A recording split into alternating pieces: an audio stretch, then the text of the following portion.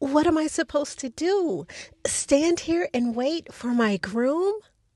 Somebody hand Nikki her SAG card, because my good sis is ready for Hollywood. Hey.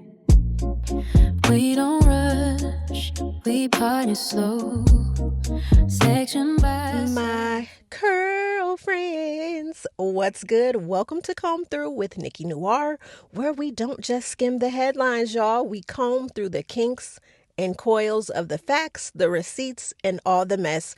Just like black women working at Box of Just for Me through their thick, beautiful 4C new growth. They working it piece by piece, strand by strand, section by section. So, all right, girlfriends, it's time to hop in the chair. I hope y'all got y'all picks, y'all combs, because we need to detangle the messiness that is married at first sight. Now, my favorite Bible verse is Habakkuk 2:2, where it says to write your vision, and you got to make it plain. And I honestly feel like my good sis, Nikki, wrote her vision and she made it plain. What is the minimum range for your partner? 250. She explained to Paul and Dr. Lisa that she was looking for a man, I'm going to say 5'10" or taller, making $250,000 to $350,000 a year. Now, to some people, that may be a bit far-fetched. It may be a bit unreasonable, but hey, people have their preferences. We like what we like. And Nikki, no likey Shawn. We know that. That is not her husband. She let it be known. Her actions, her facial expressions, just everything. Shawn and his little Napoleon complex, because I really feel like he's overcompensating for a lot of things. And he's really tapping into his last name, which is Best. But as we see, this little Napoleon is not on his best behavior. He is making sexual innuendos. I'm chilly. Oh, it's at 69. My favorite tip. What you trying to do? 69? No. And first of all, sir, you don't even know Nikki like that to be playing with her. And this whole like icky situation of him talking about the 69, just him being overtly sexual. We get it. You are a horny toad. Now you're a husband and you think that you have access to this woman's body.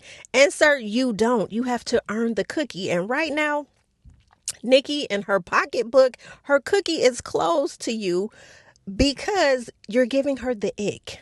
And you're gross, and it's disgusting. Now, I know that Shawn is not what Nikki asked for at all. However, do I feel that she could warm up to him? I really feel like she could. She could be open. She could warm up to him. But every time he opens his mouth, he's giving her the ick. Yuck! The ick, and it's disgusting, which is why I don't understand why Nikki, first of all, would trust this production company, Kinetic, and Chris Colleen I don't understand why she would entrust her love life to this production company that is notorious for playing in black women's faces. They are notorious for embarrassing black women and just exploiting what should be a beautiful love story. They exploit that shit. Don't believe me? Let's go back to a little show, Married at First Sight. Y'all remember Chris and Paige? My future wife, I really do hope that she is the woman that I prayed for. But I'm afraid that she could possibly be unattractive. I have to have that initial attraction. That's important for me. Remember how Paige was excited to find a husband, and then they decided that they would match her up with Chris's greasy-headed ass. First, Is this your cousin? Yeah, that's my cousin. Good. Then you fired. Jerry curl. of all, he thought he looked good Was not cute at all. I don't know if you had an S-curl texturizer, Jerry curl, whatever it was, and that dusty, rusty suit, and I think his ankles was ashy. Y'all introduced our good niece, Paige, to this man. She came in with good intentions of wanting to be a wife, wanting to be a mother, and y'all linked her up with this man. And as she was walking down the aisle, you could see the disgust in his face. He did not find her aesthetically pleasing, and he let that shit be known.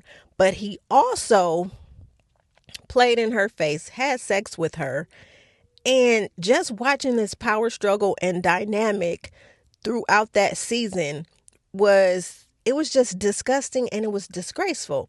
And the fact that the matchmakers did not put a pin in the relationship during their counseling sessions, when it was clear that he was psychologically, he was messing with her mental, and he was psychologically, he was brain fucking Paige, and she was trapped in this, I need to be a wife, I need to submit, I need to do all of these things to please Chris. When Chris was playing in her face, introduced her to his ex-fiance, just diabolical.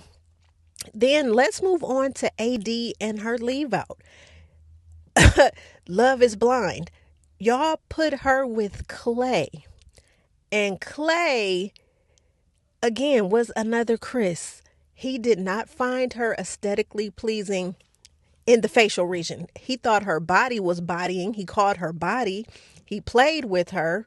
He made her believe that he was in love with her, but it was clear when they made it to the honeymoon that he was just not that into her. And then when they made it back to the real world, he never wanted to live in the apartment with her. The only time his ass came around was when it was time to film. And then and then when they met the families, the red flags was flagging. I was calling all types of flags on the play, but this woman still thought that it would be a good idea to put on a wedding dress and meet him at the altar, where he embarrassed her and her leave out.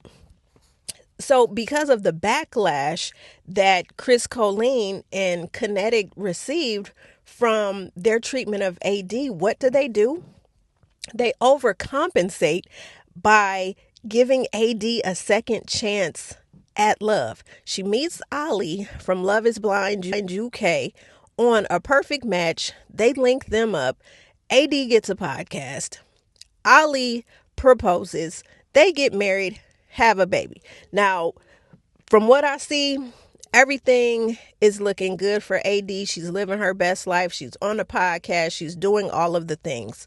But I just find it kind of sketchy the way that Kinetic started catching backlash, that they, hurried up and rolled out this big PR campaign where they were committed to finding AD love and a partner, and they found it quick and fast and in a hurry, just like a Little Caesars pizza. It was hot and ready. And so now we the people are led to believe that AD and Ali are in love, and they very well may be, but I just find it kind of sketchy and suspicious. So Nikki, this is the show that you've entrusted your love life with, and I just feel it was crazy. And then let's even rewind, let's back it up to the matchmaking sessions where Paul was giving Nikki a little pushback, making it seem like she was out of her damn mind because she set a standard of wanting her man to make $250,000 or more. And he really had to break it down to her like she didn't know, as an HR leader, what the median income is in the United States. And so him giving her that pushback, it annoyed me a little bit, because it's like people want what they want. And so, Nikki, right there, that was an indication to me that they were playing in your face, because they did not have your Christmas wish list in their arsenal. And I feel like that right there should have been one of the flags going off in your head. It should have just gave you pause, like, hold on, now I'm telling him this and he's giving me pushback, so that means they don't have someone that they're trying to match. They don't have someone making $250,000 or more a year. So that right there should have been a flag. I feel like Shawn got everything on his wish list, and I feel like Shawn got what he wanted. He said he wanted a woman that is like domineering. I'm going to say a bougie boss babe. Everything that Nikki embodies, all of the characteristics that Nikki embodies, that's what they gave to Shawn. Because Shawn let it be known that, hey, my last name is Best. So I tapped into that growing up. I did my best on the state math test, and I scored off the Richter scale. I was a quarterback. I played basketball. I've obtained all of these degrees. I've dated baddies. I've dated pageant queens, beauty queens. I've done all that. I've dated tall women, Lisa Leslie types. He just let it be known that he's the best, wants the best, expects the best. And I feel like the matchmakers gave Shawn his heart's desire. And when it came to Nikki, Nikki was receiving this flack and this pushback. So I just feel, again, Nick, you should have just been like, hey, do you have what I'm looking for in your arsenal? And I feel like if she would have asked that question, I feel like that would have put Dr. Lisa and Paul in the interrogation room. That would have shined that little light, when you're in an interrogation room and you asking a tough, hard ass questions that you want the answer to.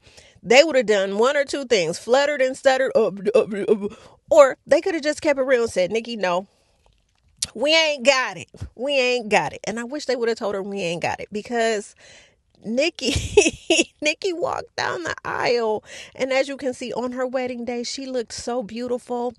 She looked moisturized. She looked hydrated. The dress was dressing. The breasts were up. The girls was perky. They was ready. She just looked happy. She looked like she smelled like jojoba oil and cocoa butter and just all of these things. She looked like she smelled like a bakery. Just excited, walking down the aisle, smiling, happy, kisses her mom on the cheek. And so she's just looking at all her well-wishers. And so she's standing in front of this man in this maroon suit. And I think she thought that Shawn was the officiant, because I'm thinking in Nikki's mind, her being a bougie baddie, that she was thinking either A, her groom was going to have on a white jacket, or he was going to have on a black jacket for his tux. She wasn't thinking that her man was going to be standing in a maroon tux, like just blending in with the background. So Nikki is happy, and she's like floating down the aisle, and she's high and kissing everybody and just excited. And so she's standing, and she's so nervous. And what am I supposed to do here? Stand and wait for my groom?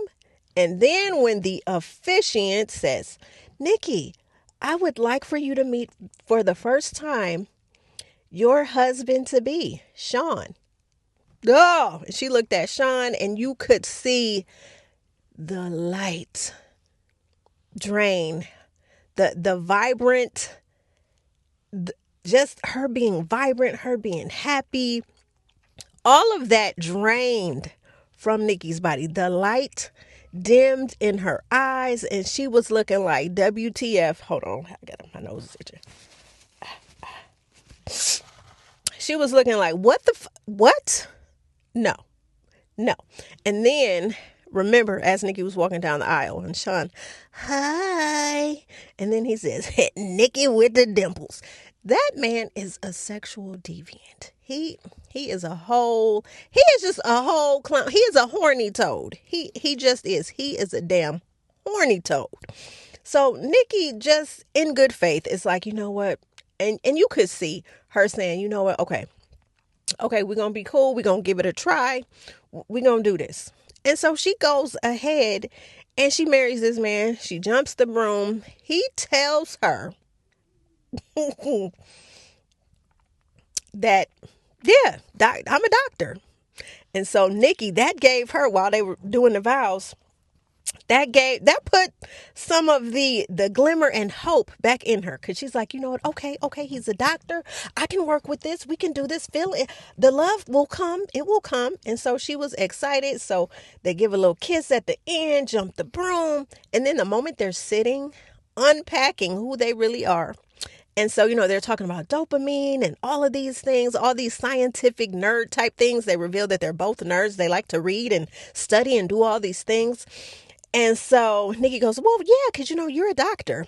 And when this clown said, I'm a doctor of education, once again, you could see the light that was in Nikki's eyes. It dimmed. And so a lot of things were cringe with Nikki and Shawn. And then what was cringe was during the reception. And, Nikki had the garter belt on, doing a garter belt toss. And that's like, that's when we're supposed to get steamy and sexual and sensual. It's supposed to be like a good time. And so they put on, and that's how Married at First Sight got money this year, because they paid. We had some genuine, we had some pony jumping off. And so Shawn decided that he was going to give us a little sexy dance show. And I was just like, I just sat there like, oh God. So he does his thing and he goes up her thigh and he grabs the garter belt, with his teeth. And one would think that watching this, the family and friends at the reception, normally receptions are supposed to be, hey, we having a good time, the drinks is flowing, hey, everybody's excited. And we look at everyone and their faces when he went for the garter belt. There was no, hey, that's my girl, yeah, sis, put it on him, yeah, bro, do that it was just oh. So he grabs the garter and they give a kiss, and it's just like, good God. And Nikki had been drinking. And then for her friends, y'all messy, asking her like, also, what do you think? What you think about him? What you think? And Nikki's like, oh, I think this wine is amazing. And she's talking about the wine. And then her friends like, oh, I think y'all look cute together. I would have said, listen here, if you really my friend, you're going to find a getaway car so we can get away. So the reception ends. They go back to the hotel room. And I don't know if Shawn thought he was going to get it crack-a-lacking, if he thought that he was going to get a taste of Nikki's cookie. He gets a little spicy, a little beside himself. And, she's saying it's chilly. And then the thermostat is on 69, my favorite temp. Just nasty. What you trying to do tonight? You trying to 69? And she's like, no.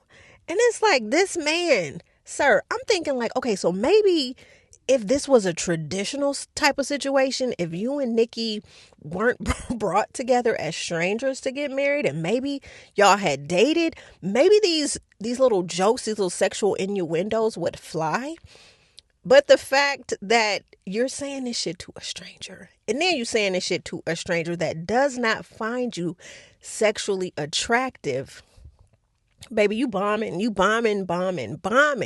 Like, boo, tomato.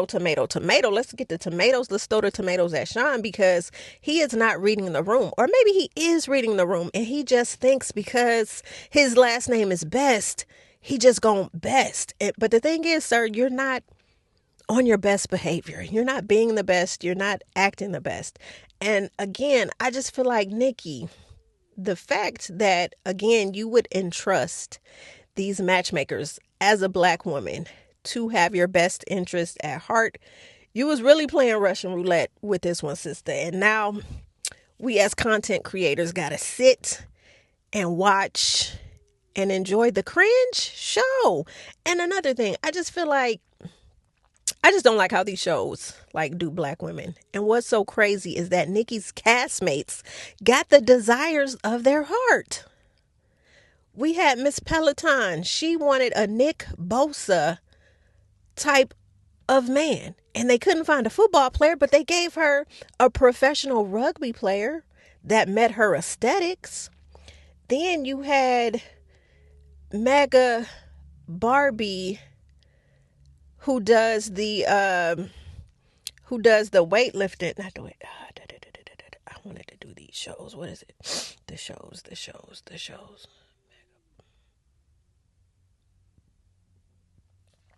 You had MAGA Barbie bodybuilder. She got what she wanted aesthetically, although her husband is a professional reality show dater, and she's gonna find that out. Then we had Miss Eggs, who came on the show, good faith, wants to be a wife, wants to be a mom, had her eggs frozen. She told the matchmakers she wanted someone tall, dark, and handsome. She got a very tall man, dark, handsome to her. But then y'all decided it was okay to match her up with someone whose longest relationship was 6 months. Diabolical.